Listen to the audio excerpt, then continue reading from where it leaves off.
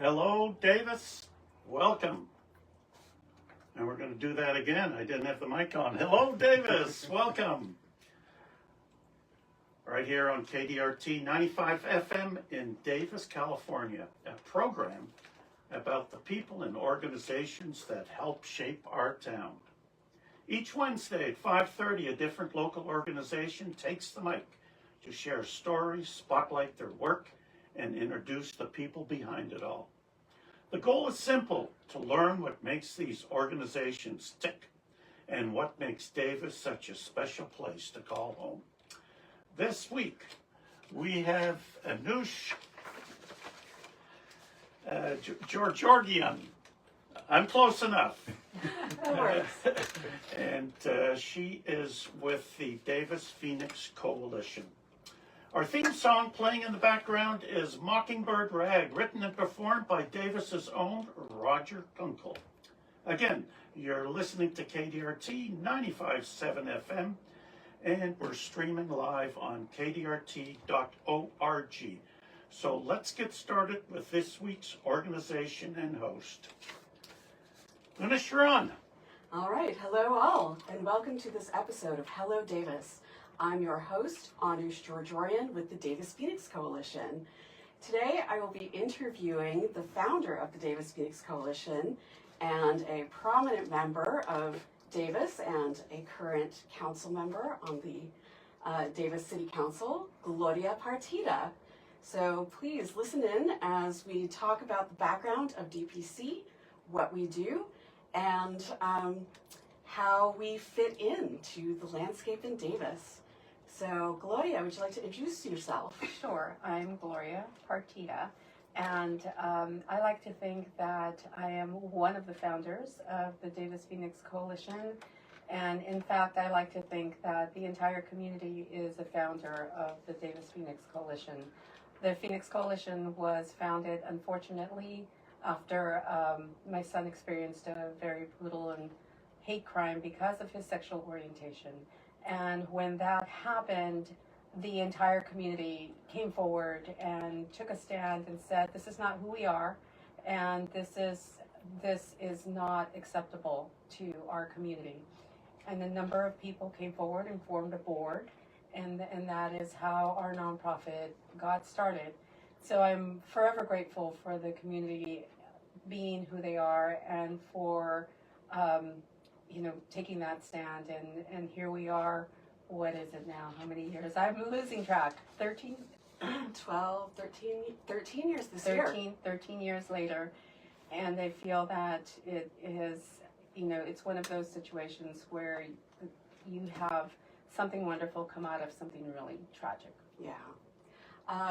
So do you want to talk a little bit about what the mission of Davis Phoenix Coalition is? Sure. Yeah. So our mission, because of its inception, is the prevention of hate-motivated incidents or crimes.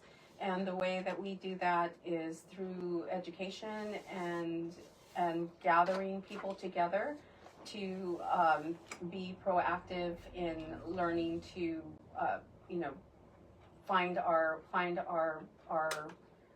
places that we have intersections, mm-hmm. and to erase biases as much as we can. Yeah. So what is like sort of the elevator pitch of what DPC What is it that does? We do? Yes. Oh my goodness. So we this we is were so funny. We're supposed to practice this. We talk about this on the board all the time. What do you tell people we do? Well, I think that whenever I talk about the Davis Phoenix Coalition, I say that we work on diversity, equity, and inclusion, which right now is kind of not the thing that you want to say out loud, unfortunately. That's right. At one point it was, I feel like at one point it almost became a little, mundane. Mm-hmm. But right now it has definitely come into the center of a lot of people's conscious. But it is what we work on. We work on celebrating diversity. We work on creating safe spaces where everyone can feel included and where everyone's identity is celebrated and included. Yeah, I want to pick up on a point that you just made and kind of highlight that a little bit, which is that, we're living in a time when diversity, equity, and inclusion has really been denigrated and set aside and said that it's irrelevant, while at the same time, I think we are really seeing what the effect is when we don't focus on diversity, equity, and inclusion. And instead, we go in the opposite direction, pretend that those things don't matter. And so we're living through the effects of what that is right now. And I'm hoping that people are understanding what role those principles play in our lives and the ways that they are actually integral to a fairer and more just society. Right.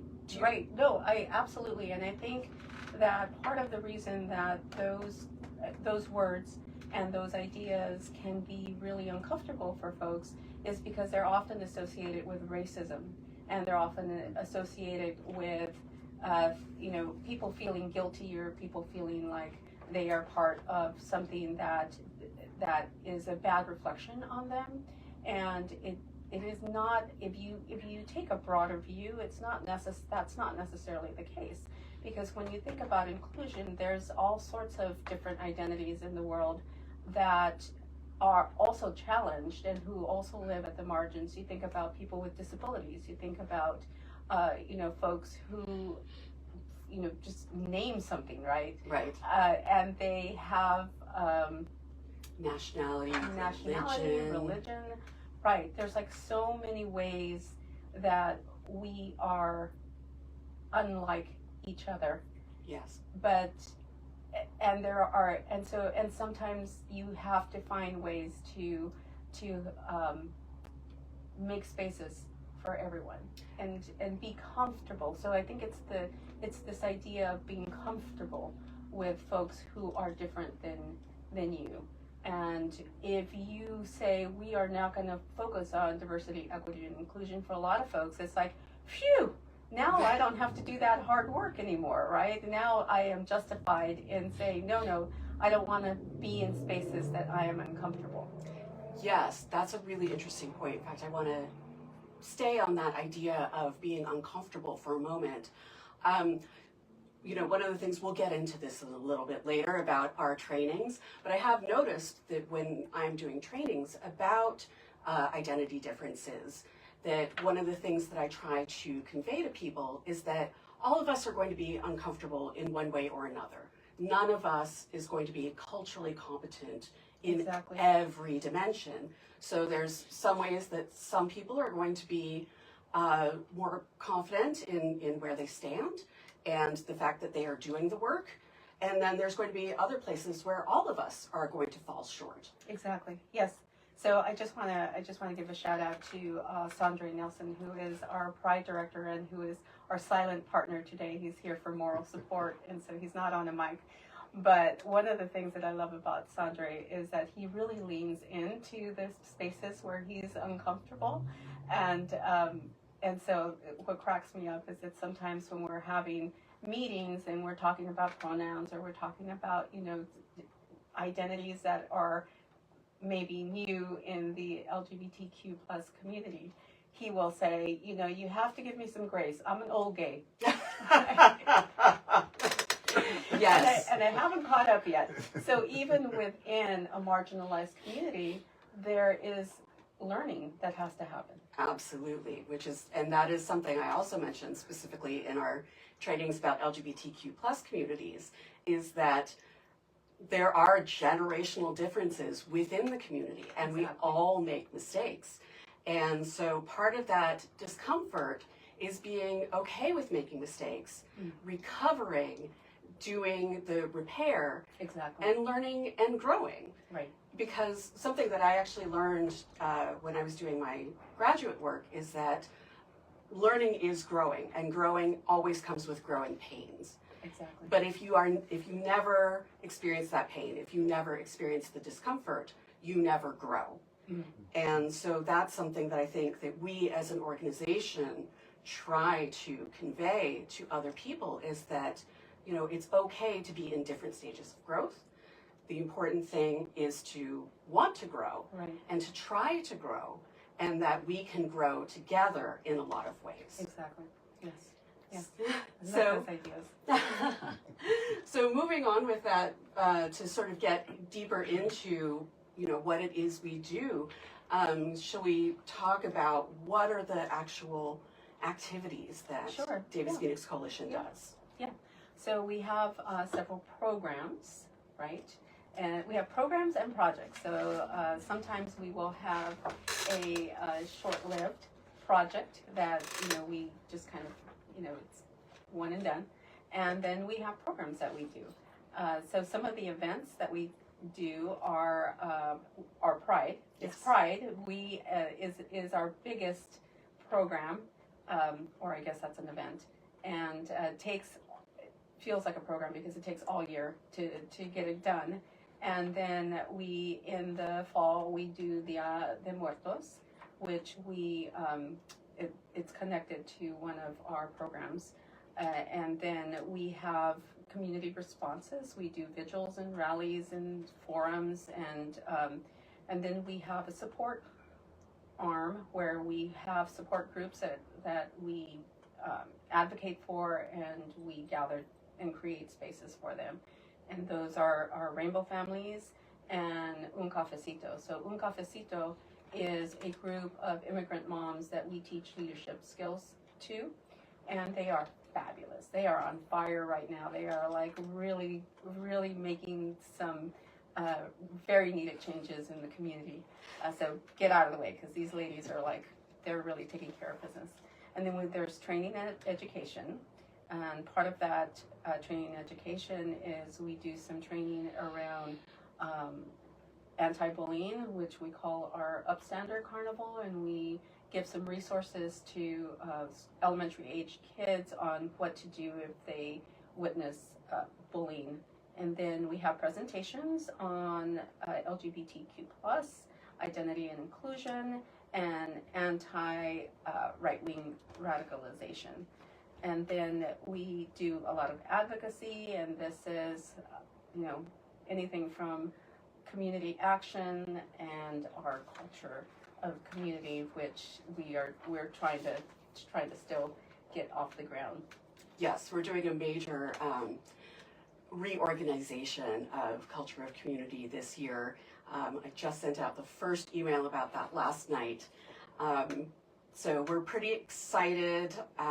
This is based on our experiences from the past year and the kind of challenges that we're seeing cities like Chicago and Minneapolis and Washington, D.C. face.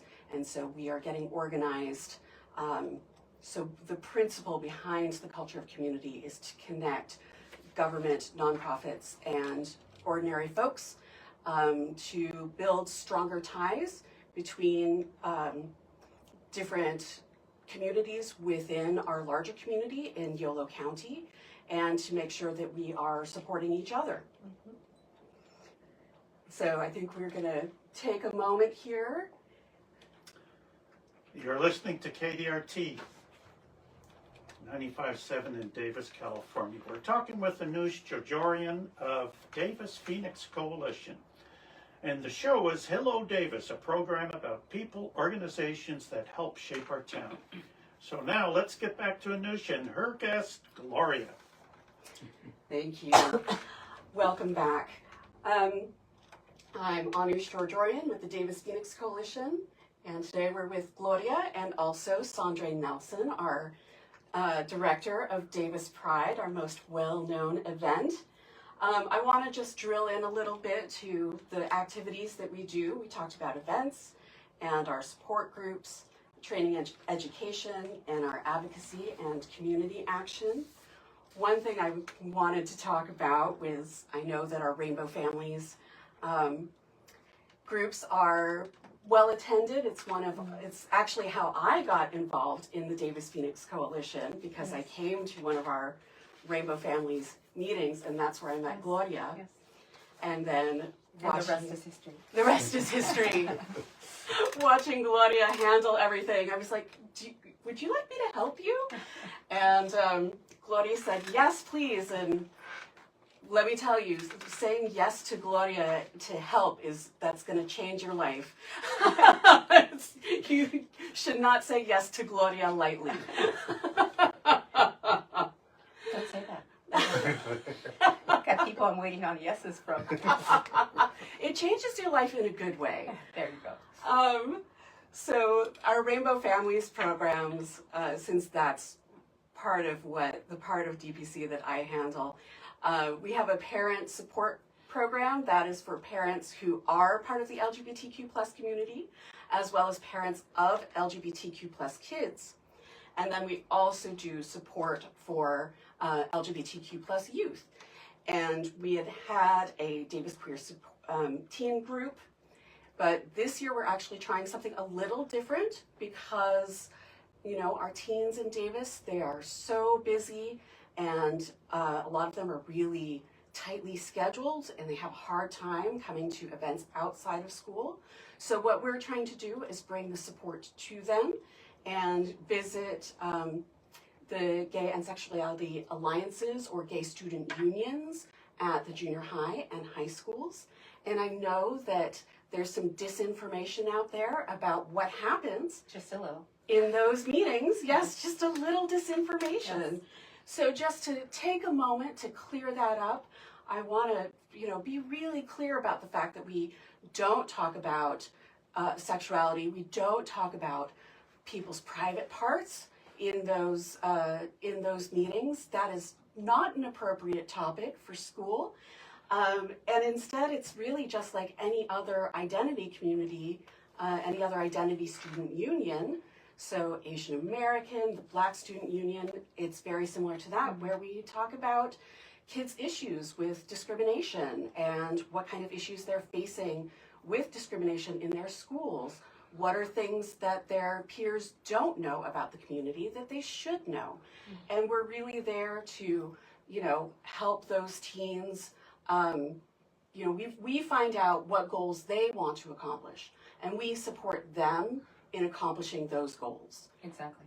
And that also has to do with things like talking to the school district leadership to ask for supports within the schools. Right. So it's part of our advocacy, and I want to lean into that a little bit because I always point out to people that coalition is part of our name, and that is because it is part of what we try to do is we try to build coalition amongst groups, and sometimes that is supporting groups in their missions, not radicalizing people into our mission, which is this another word, right? That is a pretty hot topic these days.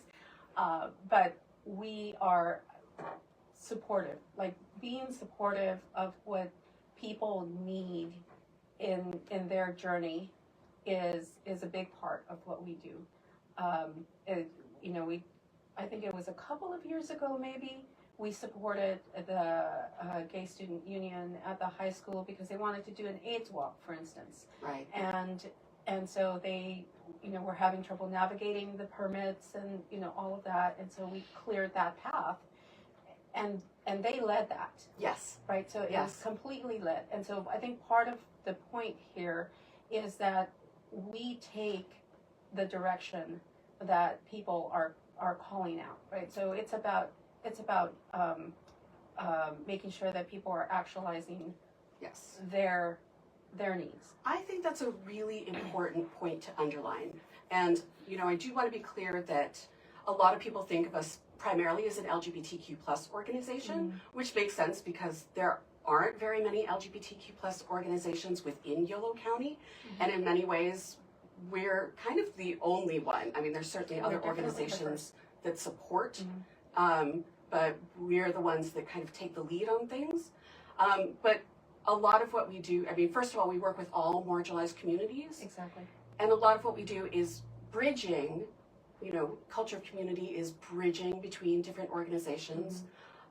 We have our one program, Un Cafecito, that supports the immigrant community, but we're also really integral in pulling together a lot of the organizations that also do support for immigrant communities and finding ways to network those different types of supports so that the folks get all the supports that they need. Right, because resources are so thin Yes. amongst, especially nonprofits, right? So nonprofits are always working on like vapors.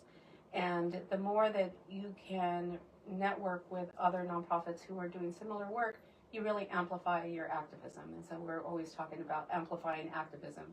And I do want to really underline this point, as you said, that it's not just the LGBT plus community, because there's so much intersections. People don't understand the intersections of, you could be queer, you could be part of the Latino community, which is really complicated sometimes. And you could also be part of like the disability community, like all of that can happen in the same space. And so trying to navigate all of that is, you need some help with that. Right. We also supported the BSU, the Black Student Union, one year. We did a fundraiser for them after this incident that happened during the high school homecoming parade, right? That's Where somebody, like, as the Black Student Union was going by, yelled out some racial slurs. And so we did a fundraiser for them. And there's been so many examples over the years of, where we have, just given money or given support or any way that we can. Well, and I want to say, look at us in the room, by the way.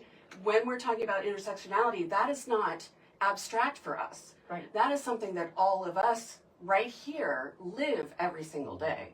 And that is something that is pretty unusual in Yolo County, that we have an organization that is very much run by the people who experience the kind of marginalizations that we are also addressing. So we are coming from a place of lived experience of the problems that the communities that we're also supporting are facing. So it's very much, in a lot of ways, it's very peer-to-peer. Exactly. The way that we run it, which also has a lot to do with why our projects are so community-led. Exactly.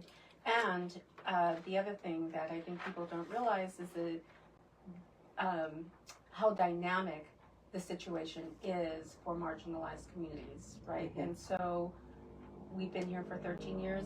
In those 13 years, we've seen the issues change. Right. And there's always some new thing that you have to address, and you can't address it the same way you did 5 years ago, even 2 years ago.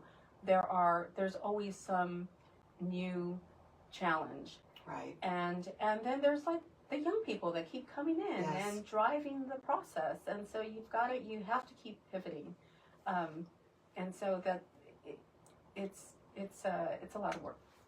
So I'm noting that we're actually coming up close to the end of the program, and I just wanted to mention that Davis Phoenix Coalition is getting honored on Friday. Yay! So yes, we are. Do you want to say how we're being honored, Gloria? Yes, and so the Davis Chamber of Commerce selected us for the Nonprofit of the Year. And I am really, really jazzed about this, and our whole entire organization is super excited about this. We joined other nonprofits that are much bigger than us. We are a tiny little nonprofit, and we always sort of lament the fact that we're sometimes overlooked, and we do a lot of things with very few resources.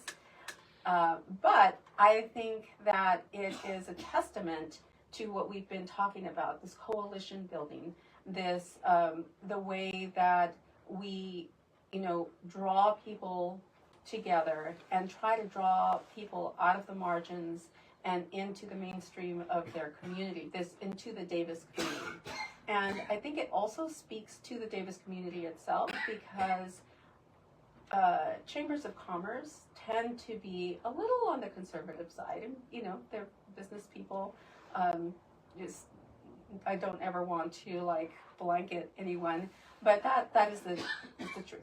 And so the fact that we are being recognized by this organization, I think it says a lot about our community, and it says a lot about the work that we have actually done with the Chamber. That's right. So we have partnered with the Chamber. The Dia de Muertos is a partnership with the Chamber of Commerce. And the first time that we did this, it was so heartwarming to see the Latinx community come out to like a mainstream Davis event and participate there in numbers that I had never seen before. Right. And so and to be able for that community to proudly share their culture with their neighbors, Yes. was just so exciting to see, and I'm grateful to the Chamber for that. I think that's a good note to end on, the magic that is DPC.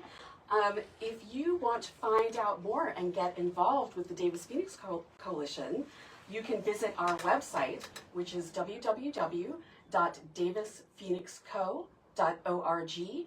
We have a newsletter available that goes out every month. And of course, you can join us next month again on this show. You've been listening to Hello Davis on KDRT 95.7 in Davis, California, where the grassroots grow. This program celebrates the people, organizations that help shape our town. Today we heard from the Davis Phoenix Coalition. Next week, we're going to have David Abramson on talking about Davis Local. Remember, every Wednesday at 5:30, a different local organization takes the mic, sharing stories, spotlighting their work, and introducing the people behind it all. You can listen again or share this episode at kdrt.org. We'd love it if you did. The goal of Hello Davis is simple: to learn what makes these organizations tick and what makes Davis such a special place. And again, the music you're hearing in the background is none other than Davis's own Roger Kunkel. Thanks all for listening, and we'll see you next week. Bye now.